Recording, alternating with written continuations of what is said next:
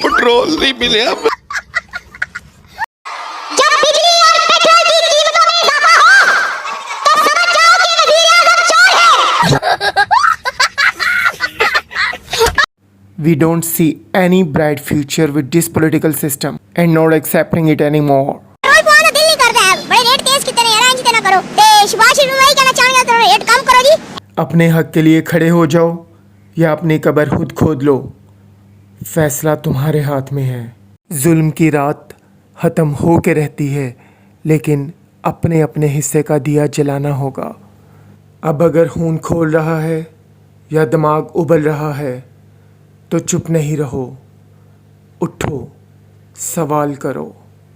लाल सवाल हमारे मुस्तकबिल का है, और अगर अब नहीं तो फिर कभी नहीं। 1600, 180 और सदाम करी थी। हमारे 3.5 साल के बाद 26,000 हमारे। फिर से मैं बताता हूँ, क्या हम गुलाम हैं? क्या हम नाअहल हैं? जब मुश्किल वक्त आया तब हम अवाम ने हर तरह की कुर्बानियाँ दी। 1947 में जिन कौमों से हमारे बुज़ुर्गों ने अनथक जद्दोजहद के बाद आज़ादी हासिल की, आज हमारे हुक्मरानों की नालायकियों और नाअहलियों ने उन्हीं कौमों का हमें मकरूज़ बना डाला है। हम आज फिर से उनके ग़ुलाम बन बैठे हैं।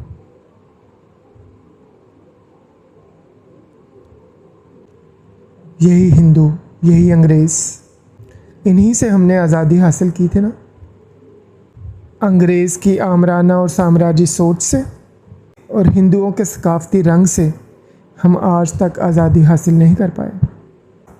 मैं आज़ाद मुल्क का आज़ाद शहरी नहीं हूँ। जिस मुल्क की आज़ादी के लिए हमारे बुज़ुर्गों ने, असलाफ़ ने बेबहा कुर्बानियाँ दी, आज मैं उसी आज़ाद मुल्क का आज़ाद बाशिंदा नहीं हूँ।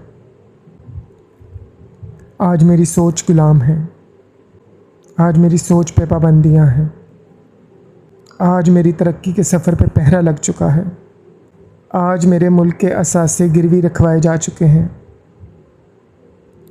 आज मेरे मुल्क के 23 करोड़ अवाम की सलाहियतें मकरूज़ हो चुकी हैं। मुझे बताया जाता था कि आज़ादी बहुत बड़ी नेमत है। हमें इस बात पे भी शुक्र खुदाबंदी बजा लाना चाहिए कि हमने एक आज़ाद मुल्क में आँख खोली है और एक आज़ाद मुल्क में परवरिश पाई। लेकिन आज 70 साल के बाद मैं उसी आज़ाद मुल्क में ग़ुलाम बन के रह गया हूँ। स्टेटस को का ग़ुलाम, अशराफिया का ग़ुलाम, हुक्मरानों का ग़ुलाम। 70 साल से जिन हुक्मरानों ने हम पे हुकूमत की, चाहे उनका ताल्लुक़ किसी भी जमात से हो, किसी भी फ़रक़े से, कोई भी ज़ुबान बोलते हों, लेकिन उन्होंने हम पाकिस्तानियों के साथ क्या किया? 70 सालों में उन्होंने इस पसमानदा कौम की तरक्की के लिए क्या तरीक़े वज़ा किए, क्या मंसूबे बनाए, क्या लाइहा अमल था कि जिसके लिए अरबों खरबों डॉलर कर्ज़ ले लिया गया? वो कौन से मंसूबे थे कि जिससे कौम को तरक्की पजीर ममालिक की फहरिस्त से निकाल के तरक्की याफ्ता ममालिक बनाना था, एशियन टाइगर का टाइटल दिलवाना था? हमसे पहली नस्लें मुल्क पाकिस्तान को एक अजीम मुल्क देखने का ख्वाब लिए, एक बेहतरीन कौम बनते देखने का ख्वाब लिए दारे फ़ानी कूच कर चुकी हैं, और आज हमारा ये हाल है कि हमसे उस ख्वाब की ताबीर गुम हो चुकी है, और ऐन मुमकिन है कि हमारे बाद आने वाली नस्लों को ये ख्वाब याद भी ना रहे। मैं आम आवाम में से हूँ। मैं और 23 करोड़ अवाम अपने इन तमाम हुक्मरानों से सवाल करते हैं कि हमें बताया जाए कि 70 सालों में क्या प्लानिंग की गई, कौन से प्रोजेक्ट्स लगाए गए और उनके असरात क्या मुरतब हुए।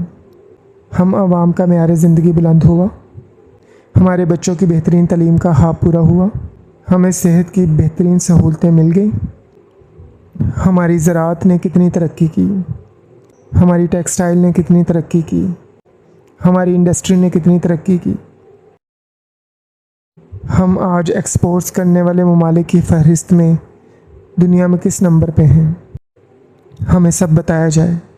ये कि मुझ समेत 23 करोड़ पाकिस्तानियों ने अपने ख्वाबों की ताबीर पाने के लिए जिन हुक्मरानों को निगहबान बनाया था, क्या उन्होंने इस अमानत में खयानत तो नहीं की?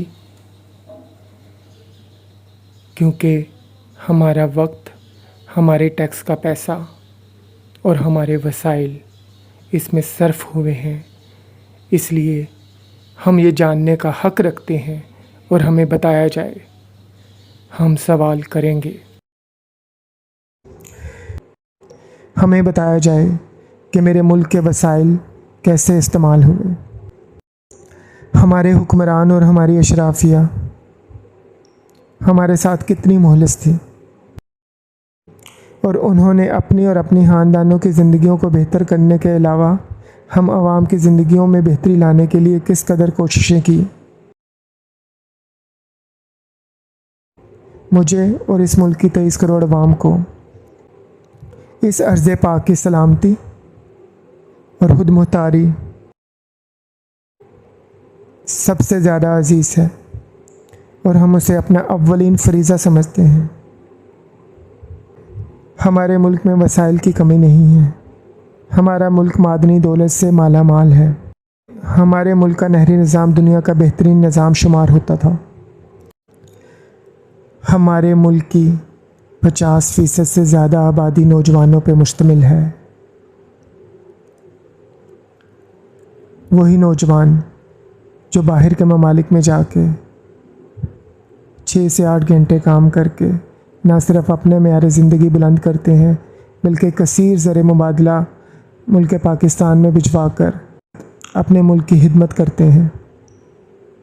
इस मुल्क का कोई नौजवान भी बेरोज़गार न रहे और वो उस रोज़गार से ना सिर्फ़ अपनी फ़ैमिली की कफ़ालत करे बल्कि अपने शहर, अपने मुल्क की तरक्की तरवीज के लिए टैक्स भी दे सके। हमारे हुक्मरानों ने, चाहे उनका ताल्लुक़ किसी भी जमात से हो, हमारे लिए ऐसे क्या इक़दामात किए जो काबिल तहसीन हों।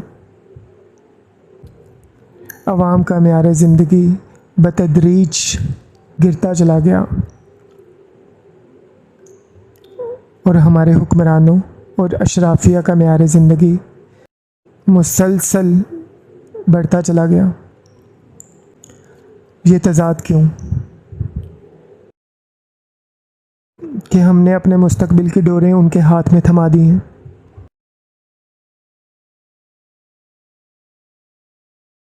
किस जमात ने और किस हुक्मरान ने ये साबित किया है कि उसे मेरे बच्चों का, मेरे वालिदैन का और इस माशरे के हर फ़र्द का दर्द वैसे ही महसूस होता है जैसा कि उसको अपने बच्चों का, अपने वालिदैन का।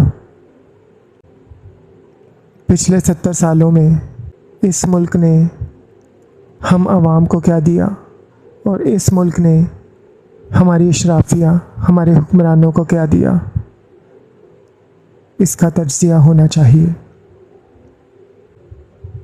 हर वो शय मैं जिसका ख्वाब देखता हूँ, हर वो शय मैं जिसकी ख्वाहिश करता हूँ, जो पिछले 70 सालों में ना मेरे बुज़ुर्गों को मिली, ना मुझे और ना शायद मेरी आने वाली नस्लों को मिलेगी, लेकिन सब ख्वाहिशें जो हमारी अधूरी रह गईं इसी मुल्क के शहरी होते हुए एक ख़ास तबके को हासिल रहीं, और वो है हुक्मरान तबका। ऐवानों से बाहर रहते हुए अवाम के दर्द का एहसास सोने नहीं देता, जो उन्हें कंटेनर पे ला खड़ा करता है या उन्हें माइक पकड़ के झंझोड़ के कहने पे मजबूर करता है कि मैं अपनी अवाम को सस्ता आटा फराहम करने के लिए अपने कपड़े तक बेच डालूँगा। हमारे MPs, MNAs जब ऐवानों तक रसाई हासिल करते हैं तो सब भूल जाते हैं कि उनके हल्के के अवाम के मसाइल क्या हैं। मेरे वज़ीर आज़म को चंद महीने पहले तक मुल्क के कोने कोने में फैली गुर्बत दिख रही थी। आज वज़ीर आज़म बनते ही उन्हें पिछली हुकूमत का दिया हुआ हाली ख़जाना नज़र आता है। आज उन्हें उसी अवाम की हाली जेबें नज़र नहीं आती। आज इनके वज़ीर आज़म बनते ही हमारे घरों की ज़मीनों से ख़जाने उबल पड़े हैं। हमारे घरों के नलकों में तेल बहना शुरू हो गया है, या हमारी सड़कों शाहराहों पे लगे दरख्तों पे पैसे उगना शुरू हो गए हैं। एक ही दिन में 30-30 रुपये पेट्रोल डीज़ल की कीमतें बढ़ा दी। इन्हीं के बकौल माशी हालात की सताई हुई अवाम कि जिसके पास ना रोज़गार है, जो किए जाने वाले होशरुबा इजाफ़ों को बर्दाश्त कर पाएंगे। आपने हमारे और अपने दरमियान एक लकीर खींच रखी है। आज 10 से 12 घंटे तकरीबन हर शहर में बिजली की लोड शेडिंग हो रही है। इस अर्ज़े पाक में ज़िंदगी कहीं भी सहल नज़र नहीं आती। मेरे वज़ीर आज़म की सबसे पहली तरजीह ये क्यों ना रही कि मैं सबसे पहले अपने मुल्क के तमाम तर वसाइल को इस्तेमाल करते हुए अवामी मसाइल का सद्देबाब करूँगा। मैं सबसे पहले बेरोज़गारों को रोज़गार फराहम करूँगा। मैं पिछले हुक्मरानों की नाअहली की सज़ा अवाम पे मुसल्लत नहीं करूँगा। मगर आप ऐसा क्यों सोचेंगे कि आप समेत उन सबको बिजली फ्री मिलती है, पेट्रोल फ्री मिलता है, इसलिए हर आए रोज़ निशा की कीमतों में इजाफे पर आप समेत किसी को दर्द नहीं उठता, क्योंकि आपको मुल्की ख़जाना बनना है। आप और ये सब लोग सुबह 8 से 5 बजे तक काम नहीं करते, मेहनत कश नहीं है, मज़दूरी नहीं करते, तो फिर आपको कैसे एहसास होगा कि एक लगी बंदी तनख्वाह वाले आदमी और महदूद आमदनी वाले आदमी का गुजारा आपने कितना मुश्किल बना दिया है। हर रोज़ नित नए टैक्सेस, हर रोज़ कीमतों में होने वाले इजाफे से अवाम में किस कदर मायूसी और डिप्रेशन फैल रहा है। मेरे वज़ीर आज़म, मेरी ख्वाहिश है कि आपके घर में भी 10 से 12 घंटे के लिए लाइट ना हो, लोड शेडिंग हो, चिलचिलाती धूप में मोटरसाइकिल, रिक्शा या गाड़ी में जाना पड़े, आपको अपनी जेब से अपनी गाड़ी में पेट्रोल डलवाना पड़े, आपके इर्द गिर्द मजमा बनाए रहने वाले तमाम मेहमानों की ज़ियाफ़त आपको अपनी जेब से करनी पड़े, आपके बच्चे बिलख रहे हों, रो रहे हों, गर्मी से कुलबुला रहे हों, आपके ज़ईफ़ वालिदैन आपके सामने बेबसी की तस्वीर बने बैठे हों, कई हफ्तों से आप डॉक्टर का नुस्खा अपनी जेब में लिए फिर रहे हों और वालिदैन की दवाई ख़रीदने के लिए आपके पास पैसे ना हों। मैं देखना चाहता हूँ कि फिर जब आपके सामने कीमतों में इजाफे की समरियाँ पेश हों तो क्या आप उन पर दस्तखत कर पाएंगे या नहीं। अपनी बात को ख़त्म करूँगा कि वो जो तुमसे पहले यहाँ तख्त नशीं था, उसको भी खुदा होने का खुद पे यकीन था। याद रखें, वक्त किसी का नहीं रहता।